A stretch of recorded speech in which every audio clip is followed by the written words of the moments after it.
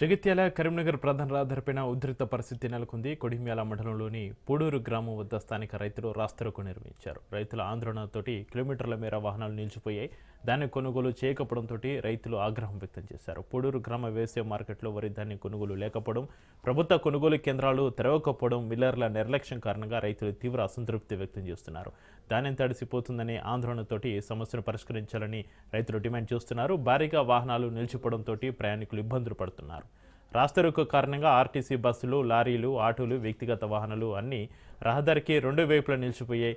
ప్రయాణికులు తీవ్ర ఇబ్బందులు ఎదుర్కొంటున్నారు. సమాచారం అందుకున్న కొడిమ్యాల పోలీస్ అధికారులు వ్యవసాయ శాఖ సిబ్బంది ఘటస్థలానికి చేరుకుని రైతులతోటి చర్చలు జరిపారు. కొనుగోలు కేంద్రాలను వెంటనే ప్రారంభించేందుకు చర్యలు తీసుకుంటామని అధికారులు హామీ ఇచ్చారు. రైతుల సమస్య పరిష్కారం అయ్యే వరకు ఆందోళన కొనసాగిస్తామని రైతులు స్పష్టం చేశారు.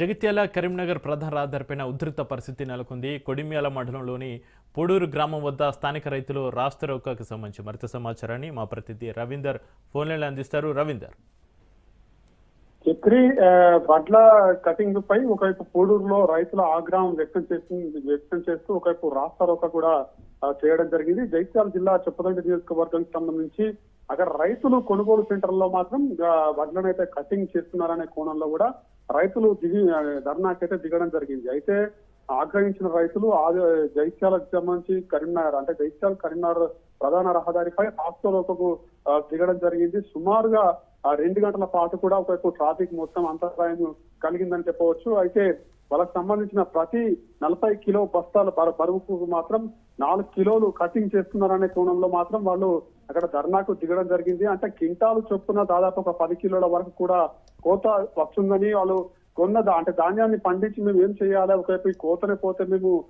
పండించిన పంట కూడా నష్టపోయే అవకాశం ఉంటుందనే కోణంలో కూడా వాళ్ళు ధర్నాకైతే దిగడం జరిగింది. ఎందుకంటే ప్రభుత్వం, మిల్లర్లు, కేంద్రం నిర్వహించిన హక్కులకు ఒకవైపు రైతులను దోచుకుంటున్నారనే కోణంలో కూడా వాళ్ళు తీవ్ర ఆగ్రహం వ్యక్తం చేయడం జరిగింది. అయితే అక్కడికి పోలీసులు అయితే చేరుకోవడం జరిగింది. వాళ్ళను నివారించే దిశగా వెళ్ళడం జరిగింది. వాళ్ళను సద్దుమణిగించి వాళ్ళని అక్కడి నుంచి లేపే ప్రయత్నం చేయడం జరిగింది. కానీ వాళ్ళ రైతులకు ఇటు ఒకవైపు పోలీసుల మధ్య మాత్రం చిన్న స్వల్ప తోపులాట కూడా జరగడం జరిగింది. వాళ్ళతో తెచ్చిన ధాన్యాన్ని రోడ్డు పైన పోసి కూడా వాళ్ళు ధర్నాకైతే దిగడం జరిగింది. ఎందుకంటే ఈ కొనుగోలు సెంటర్లలో మాత్రం ఈ రైతులకు అన్యాయం జరుగుతుంది. ఎందుకంటే క్వింటాలకు అంటే ఒక 40 కిలోల బస్తాకు 4 కిలోలు పోతే మేము క్వింటాల వరకు కూడా దాదాపు ఒక 10 కిలోల వరకు లాస్ అవుతున్నాం. ప్రభుత్వం దీనిపైన ఇటు కటింగ్ విధించవద్దనే కోణంలో కూడా వాళ్ళు స్పష్టత చేస్తున్న పరిస్థితి కనబడుతుంది. ఎందుకంటే మేము ఆరుగాలం శ్రమించి పండించిన పంటను మేము కళ్ళాల దగ్గరికి వెండబెట్టి తీసుకువచ్చి మళ్ళీ ఎప్పుడైతే మేము ఈ ఐకేపీ సెంటర్ లో అమ్ముడు కావచ్చు, లేదంటే మిల్లర్లకు మేము పంపించే ప్రయత్నం చేస్తున్న సమయంలో మాత్రం ఈ కోత పెడుతున్నారు. ఈ కోత పెట్టడం కరెక్ట్ కాదనే కోణంలో కూడా రైతులు ఆగ్రహం వ్యక్తం చేసిన పరిస్థితి చెప్పవచ్చు. దాదాపు ఒక 2 గంటల పాటు కూడా జగిత్యాల కరీంనగర్ సంబంధించిన రహదారి పైన వాళ్ళు ధర్నా చేయడంతో 2 గంటల పాటు మొత్తం ట్రాఫిక్ అంతా జామ్ అయిన పరిస్థితుల నేపథ్యంలో పోలీసులు అయితే వచ్చారు. దాదాపుగా వాళ్ళను నచ్చచెప్పి అక్కడ నుంచి తీసుకువెళ్లే ప్రయత్నం అయితే చేయడం జరిగింది. ఇప్పుడు కొద్దిగా సద్దుమణిన పరిస్థితులు అక్కడ కనబడుతున్నాయని చెప్పవచ్చు. రైతుల ప్రధాన డిమాండ్ అయితే కంపల్సరీ క్వింటాలకు 10 కిలోలు మాకు లాస్ అవుతున్నాయి. ఆ లాస్ కాకుండా కటింగ్ అయితే తీసివేసి యథావిధిగా తూకం చేయాలి, మాకు తూకం చేసి క్వింటాలు ఇదే విధంగా మాకు ఇవ్వాలనే కోణంలో కూడా వాళ్ళు రైతులు వాళ్ళ ప్రధాన డిమాండ్ చేస్తున్న పరిస్థితి అయితే అక్కడ కనబడుతుందని చెప్పవచ్చు. రవీందర్, పూడూరు గ్రామ వ్యవసాయ మార్కెట్లో వరి ధాన్యం కొనుగోలు లేకపోవడం, ప్రభుత్వ కొనుగోలు కేంద్రాలు తెరవకపోవడం, మిల్లర్ల నిర్లక్ష్యం కారణంగా రైతులకు జరుగుతున్న నష్టంపైన అధికారులు ఏమంటున్నారు? రైతులకు ఎలాంటి భరోసా ఇస్తున్నారు? రవీందర్.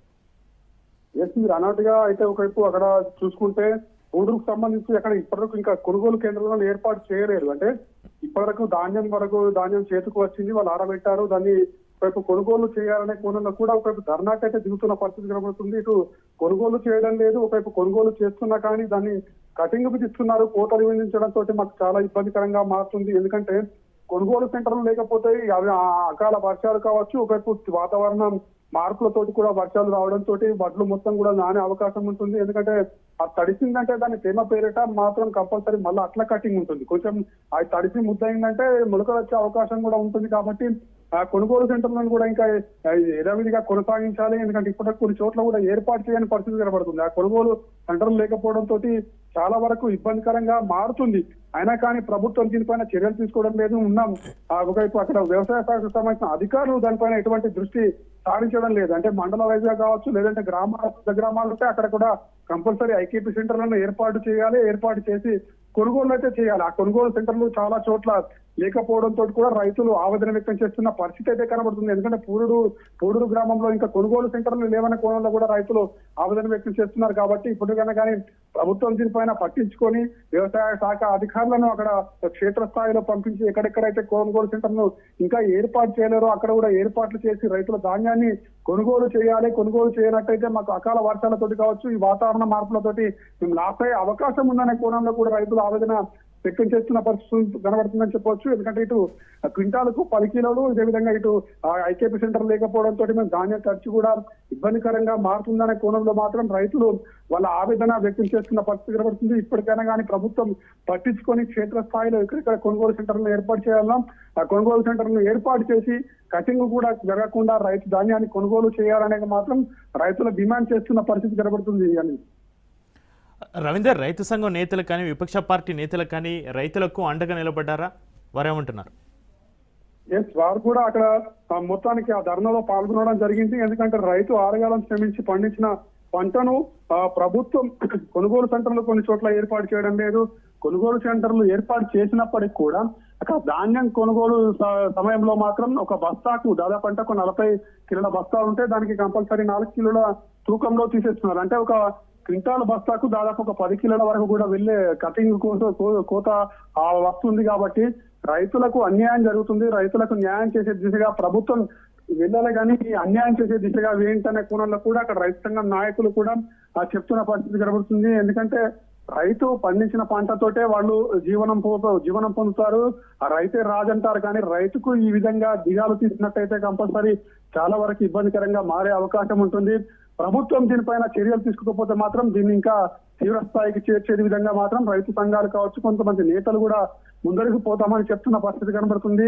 రైతుకు మాత్రం అన్యాయం జరగవద్దు, కొనుగోలు సెంటర్లు ఏర్పాటు చేయాలి. అదేవిధంగా తాలు తప్ప పేరిట ఈ కటింగ్ అనేది తీసివేయద్దనే కోణంలో కూడా వాళ్ళు కూడా డిమాండ్ చేస్తున్న పరిస్థితి అయితే కనబడుతుందని చెప్పవచ్చు. అని రైట్, థ్యాంక్ యూ రవీందర్.